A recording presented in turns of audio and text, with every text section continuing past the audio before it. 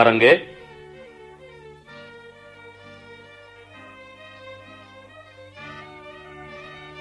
இவரது பழியும் பாவம் என் கரங்களில் ஒட்டக்கூடாது.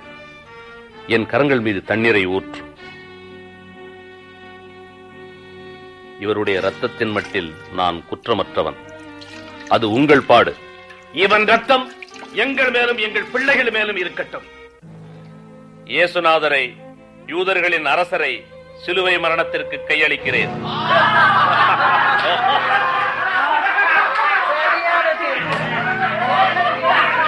நீங்கள் தண்டனையை நிறைவேற்றுங்கள்.